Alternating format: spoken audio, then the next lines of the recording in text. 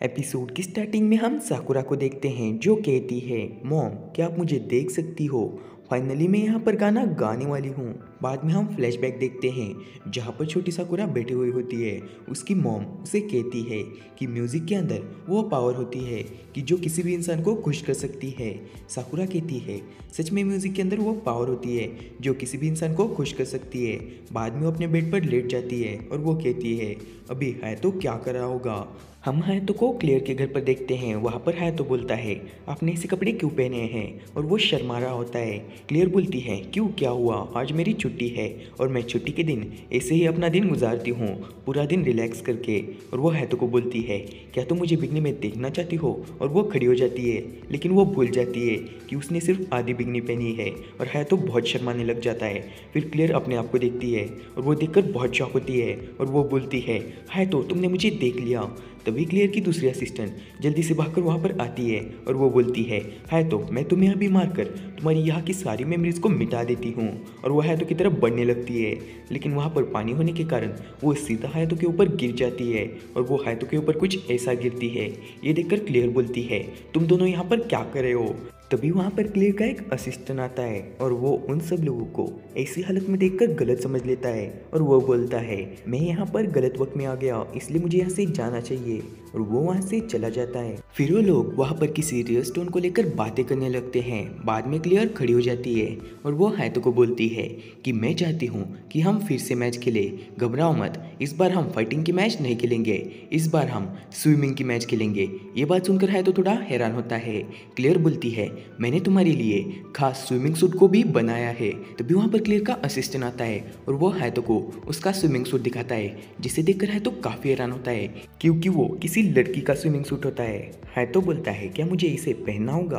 Clear बोलती है हाँ तुम्हें इसे पहनना होगा।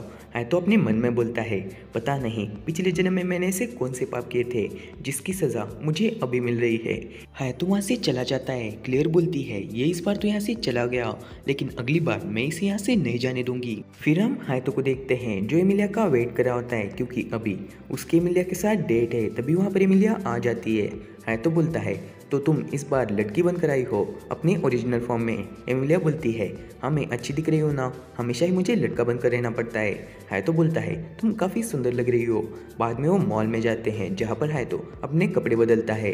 वहाँ पर एमिलिया को एक हार पसंद आता है और हायतो उसके लिए उस हार को ले लेता है। ये देखकर एमिलिया काफ़ी खुश होती है। वो दोनों मॉल में घूमे रहे होते हैं कि तभी उन्हें उनके दोस्त दिखते हैं इसलिए हायतो और एमिलिया जल्दी से जाकर चेंजिंग रूम में छुप जाते हैं। वहाँ पर वो दोनों एक दूसरे के काफ़ी पास बैठे हुए होते हैं इसलिए हायतो शर्माने लग जाता है। बाद में उनके दोस्त वहाँ से चले जाते हैं इसलिए हायतो और एमिलिया वहाँ से बाहर आ जाते हैं। फिर वो लोग गार्डन में जाते हैं। एमिलिया वहाँ से उन दोनों के लिए जूस लाने के लिए चली जाती है। तभी हायतो को क्लियर का कॉल आता है जो उसे कहती है कि साकुरा होटल छोड़कर चली गई है और उसने वहाँ पर नोट छोड़ा है कि उसे ढूंढने की कोशिश ना की जाए, वो शाम तक आ जाएगी और मुझे लगता है कि वो तुम्हारे पास आएगी। अगर जब भी तुम्हें साकुरा दिखे तो तुम हमें कॉल कर देना। और वो बाद में हायतो पर गुस्सा करने लगती है कि वो यहाँ पर काम कर रही है और हायतो डेट पर चला गया है। हायतो अपने मन में बोलता है इसे किसने बताया कि मैं डेट पर आया हूँ। हम यहाँ पर क्लियर को देखते हैं जो सीसीटीवी की मदद से हायतो पर पूरी तरह से नजर कर रही होती है कि हायतो कहाँ से कहाँ चला गया और उसे ये देखकर काफी जेलसी हो रही होती है कि हायतो एमिलिया के साथ डेट पर गया है। हायतो क्लियर की कॉल को रख देता है। तभी उसके सामने साकुरा आती है जिसे देखकर हायतो काफी हैरान होता है। वो उसे बोलता है तुमने मुझे कैसे ढूंढ लिया। साकुरा बोलती है तुम मेरे बॉडीगार्ड हो इसलिए तुम्हारे फ़ोन में एक जीपीएस ट्रैकर है जिसकी मदद से मैंने तुम्हें ढूंढ लिया। साकुरा बोलती है चलो मेरे साथ, हमें एक जगह पर जाना है। हायतो जाना तो नहीं चाहता लेकिन उसे जाना पड़ता है।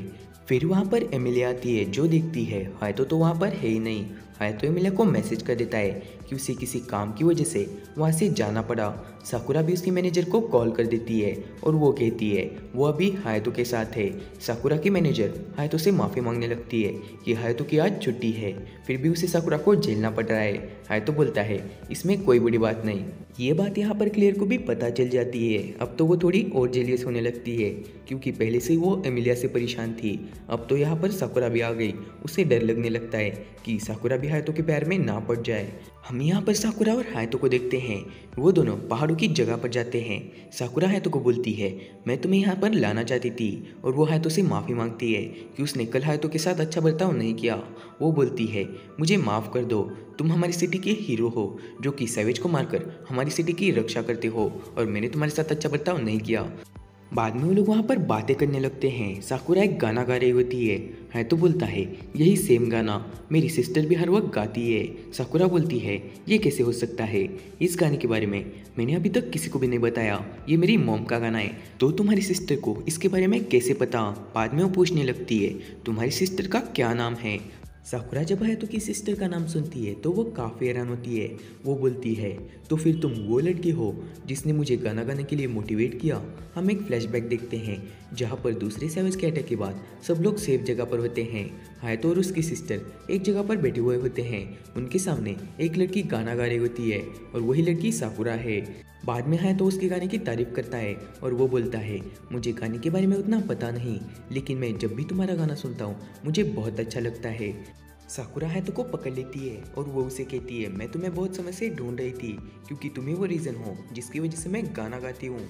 साकुरा बोलती है, तुम्हारे जाने के बाद हम सब बच्चे वायरस का शिकार हो गए और मैंने अपनी वॉइस को खो दिया। फिर हम लोगों को एक लैब में ले गए जहाँ पर हम पर एक्सपेरिमेंट किए गए और सैवेज से बनी वैक्सीन दी गई। असल में वो वैक्सीन नहीं थी, वो लोग हम पर एक्सपेरिमेंट करते थे जिसकी वजह से वो हमारी ताकत को बढ़ा सकते थे। कुछ बच्चे मारे गए और कुछ बच्चे साइड इफेक्ट के शिकार हो गए, लेकिन जब मैंने वहाँ पर मेरा गाना गाया तो सारे बच्चे कंट्रोल में आ गए, लेकिन धीरे धीरे कर कर सारे बच्चे मारे गए और आखिर में सिर्फ मैं ही बच गई और मुझे बचा लिया गया और आज मैं यहाँ पर हूँ और मेरी गाने की एबिलिटी भी वापस आ गई। साकुरा बोलती है, असल में मैं एक वेरिएंट हूँ। ये बात सुनकर हायतो बोलता है, मैं भी एक वेरिएंट हूँ, मैं एक एक्सीडेंट के कारण वेरिएंट बना हूँ और मुझे भी अभी कुछ ही दिनों पहले ही पता चला है। वेरिएंट यानी कि जिसके पास दूसरे 100 यूजर्स से काफ़ी ज़्यादा पावर होती है, और साकुरा के साथ जो बच्चे थे उन्हें भी वेरिएंट बनाने की कोशिश कर रहे थे। साकुरा बोलती है, ये तो काफ़ी अच्छी बात है, तुम भी वेरिएंट मैं भी वेरिएंट, यानी कि हम दोनों की डेस्टिनी एक ही जगह पर जाती है। मैं तुम्हारे साथ बहुत सारा टाइम स्पेंड करना चाहती हूँ और मैं तुम्हें बहुत सारे गाने सुनाना चाहती हूँ। और वो दोनों वहाँ से चले जाते हैं। वो दोनों बस में बैठकर जा रहे होते हैं, वहाँ पर वो बातें कर रहे होते हैं, तभी उनकी बस का एक्सीडेंट होता है और उनकी बस पर एक सैवेज ने अटैक कर दिया होता है। और इसी के साथ ये एपिसोड यही खत्म होता है। नेक्स्ट एपिसोड काफ़ी जल्दी आएगा और अब मैं जल्दी से इस एनिमे सीरीज़ को कंप्लीट करूँगा और चैनल पर जो भी बाकी के एनिमे सीरीज़ है उनकी भी एपिसोड अब बहुत ही जल्दी आ जाएंगे। तो मिलते हैं नेक्स्ट एपिसोड में। Bye guys.